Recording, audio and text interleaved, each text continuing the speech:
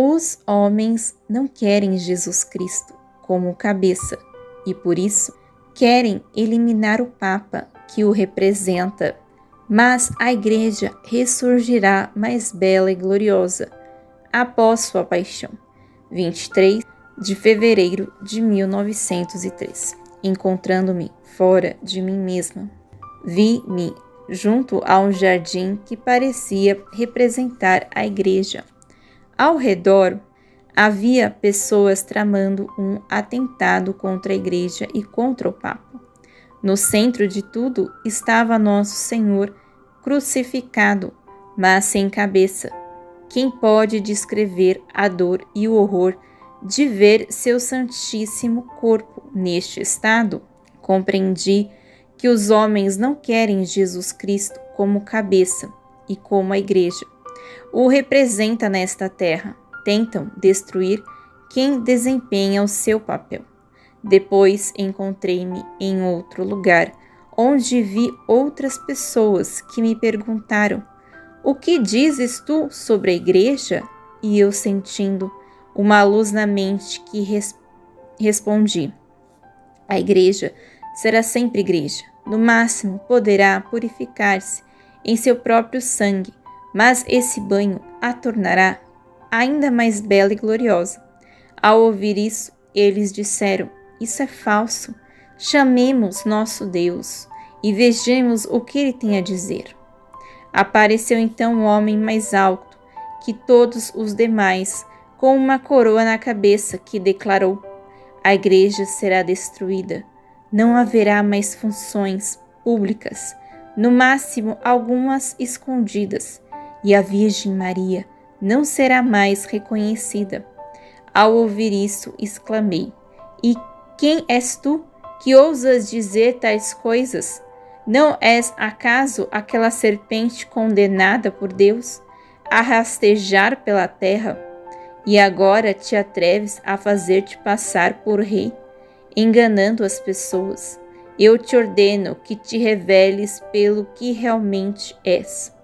Enquanto eu dizia isso, ele, que estava no alto, abaixou-se cada vez mais, assumindo a forma de uma serpente, e como um relâmpago afundou-se. Nesse momento, encontrei-me de volta em mim mesma. O Senhor concede às criaturas as cruzes de desilusões para libertá-las e ordená-las em Deus. A cruz realiza um julgamento de amor. 5 de março de 1903. Estando em meu estado habitual, encontrei-me junto ao bendito Jesus, que trazia nos braços um feixe de cruzes e espinhos, completamente cansado e ofegante. Vendo naquele estado, perguntei: "Senhor, por que te afadigas tanto, carregando esse feixe nos braços?" E ele respondeu: "Minha filha, estas são as cruzes das desilusões, que mantenho sempre prontas para desenganar as criaturas." Enquanto dizia isso, encontramo-nos em meio às pessoas, e o bendito Jesus, assim que via alguém preso às criaturas, retirava do feixe a cruz da perseguição e entregava. Aquele que a recebia, ao experimentar a perseguição e o desprezo, desiludia-se, compreendendo o que realmente são as criaturas, e que apenas Deus merece ser amado. Se outro se apegava às riquezas, Jesus tomava do feixe a cruz da pobreza e a entregava. Ao ver suas riquezas dissiparam-se e experimentar a penúria, a pessoa entendia que tudo aqui é fumaça e que as verdadeiras riquezas são as eternas, direcionando assim seu coração a tudo que é eterno. Se alguém se exaltava com sua própria estima ou conhecimento, o bendito Jesus, com toda a doçura, retirava do feixe a cruz das calúnias e confusões e a entregava. Então, confuso e caluniado, a pessoa se via sem máscara, reconhecendo seu nada, sua verdadeira essência, e ordenava todo o seu interior apenas em Deus, e não mais em si mesma. Assim sucedia com todas as outras cruzes. Depois o meu adorável Jesus disse-me: viste a razão pela qual carrego este feixe de cruzes nos braços? O amor pelas criaturas obriga-me a mantê-lo, mantendo-me continuamente ativo por elas.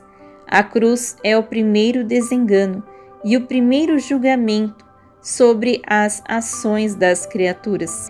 Se a criatura se rende, a cruz a fará escapar do julgamento de Deus, pois, considerando-me satisfeito quando alguém em vida submete-se ao julgamento da cruz, contudo, se não se rende, enfrentará o segundo desengano da morte e será julgada com rigor extremo por Deus, sobretudo por ter fugido do julgamento da cruz, que é todo um julgamento de amor.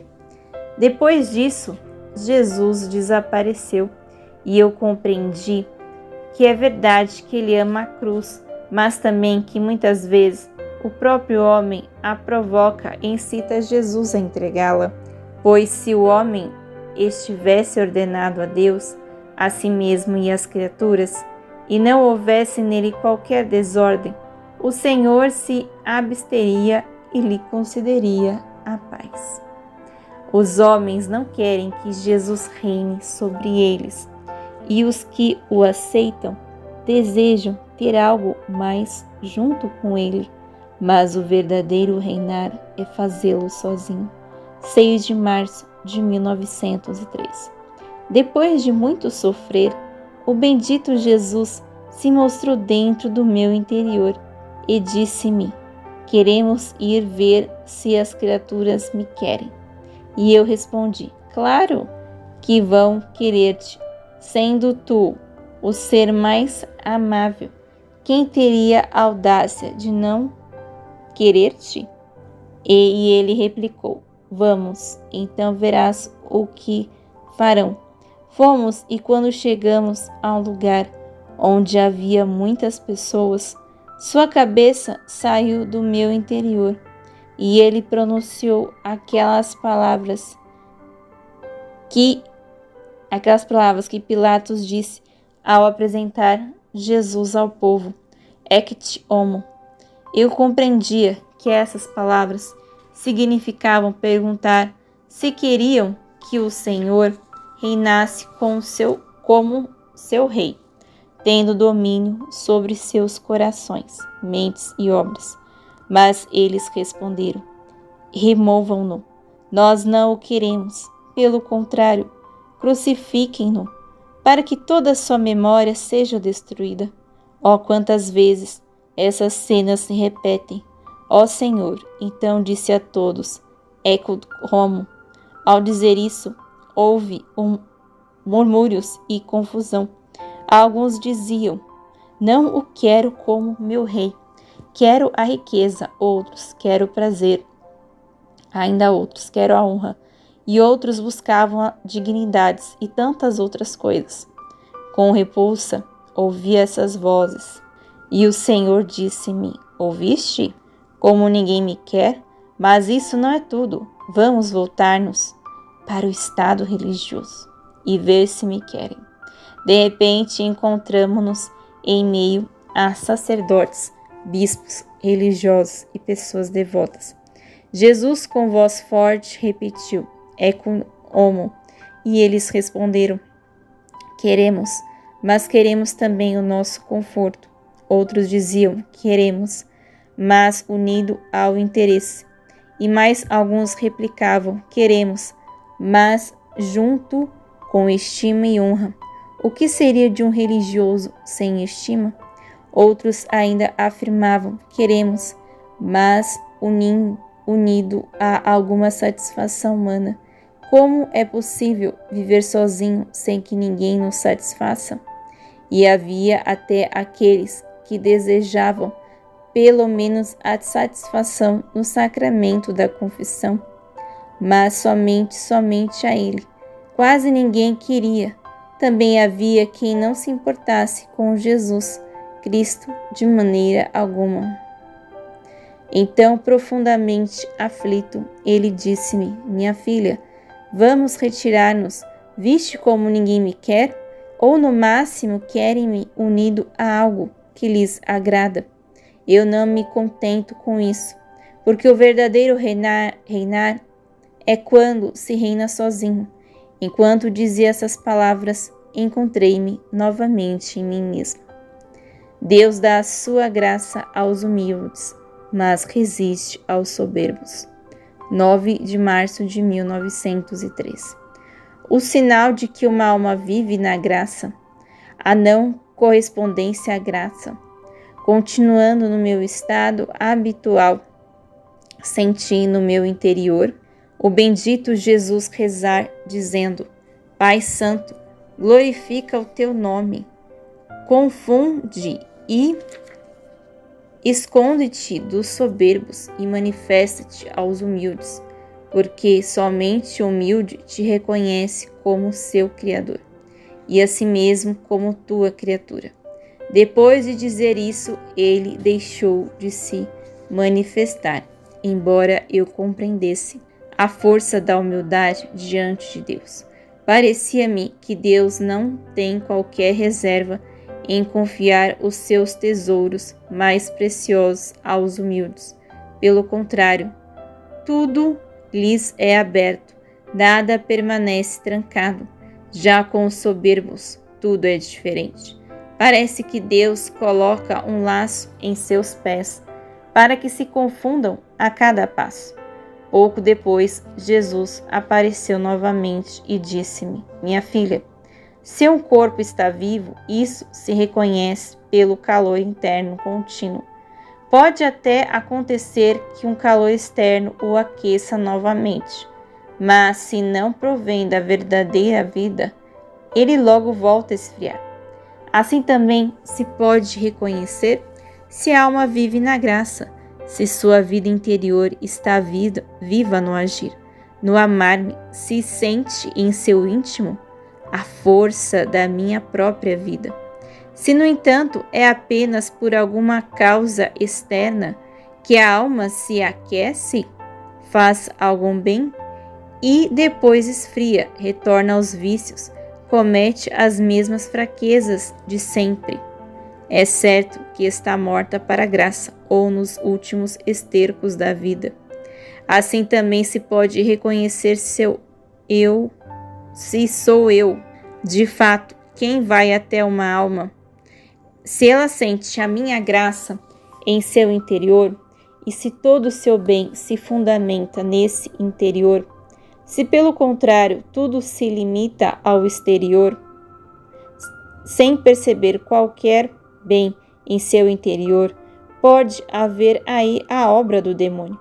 Ao dizer isso, ele desapareceu. No entanto, pouco depois, voltou e acrescentou: minha filha, quão terrível pode ser para aquelas almas que foram muito fecundadas pela minha graça, mas não responderam. A nação judaica foi a mais predileta, a mais fecundada por minha graça, e ainda assim a mais estéril. Toda a minha pessoa não obteve ali o fruto que obteve Paulo entre outras nações, menos fecundadas, mas que corresponderam mais. A não correspondência à graça cega a alma, faz com que veja de maneira distorcida e a dispõe à obstinação, mesmo diante de qualquer milagre. O estado em que Luísa se encontra como vítima, isto é, sozinha, abandonada, e tendo de pressionar Jesus para que ainda aceite como vítima, é participar da vida de Jesus. 12 de março de 1903.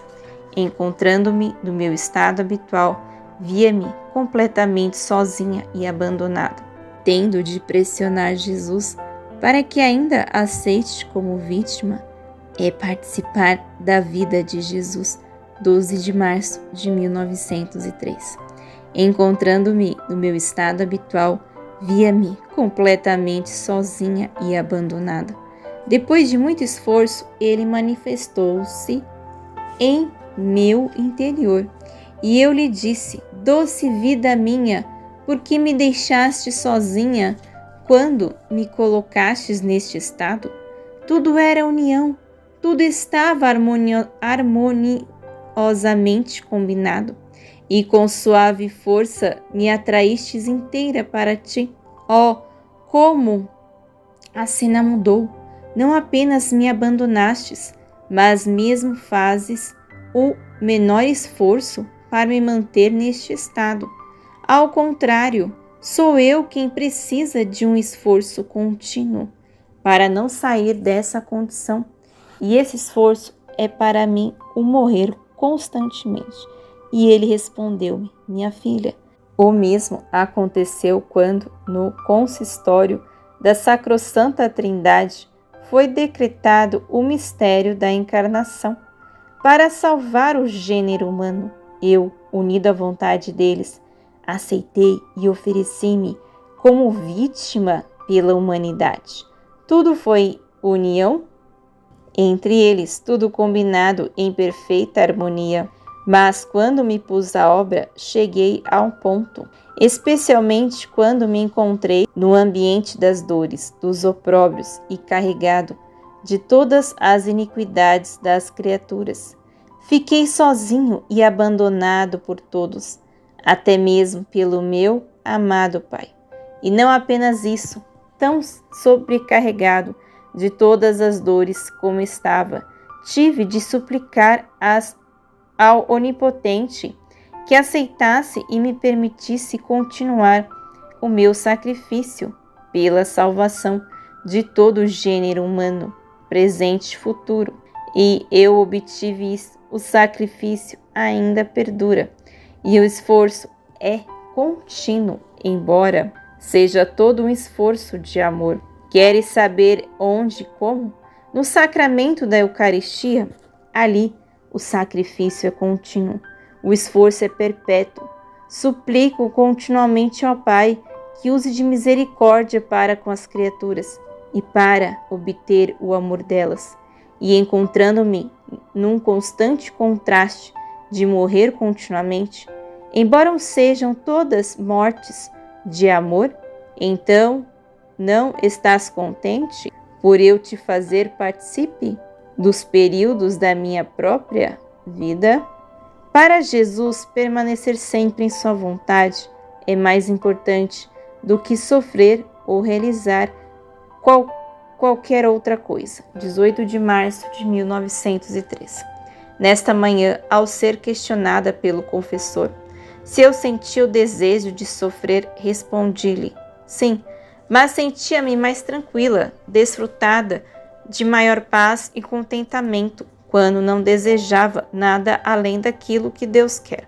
Por isso, é nesse desejo que quero permanecer. Depois, quando o bendito Jesus veio, ele disse-me: minha filha, escolhestes o melhor, porque quem permanece sempre na minha vontade, mantém-me atado a ele, de tal modo que de mim emana uma virtude contínua, mantendo-o em constante ação em direção a mim, tanto que ele se torna o meu alimento, assim como eu me torno dele. Por outro lado, mesmo que a alma realize grandes, santas e boas obras, se essas obras não forem fruto da minha vontade, não poderão ser um instrumento saboroso para mim, pois não as reconheço como obras da minha vontade. Livro do Céu, volume 4, escrito Serva de Deus Luísa Picarreta.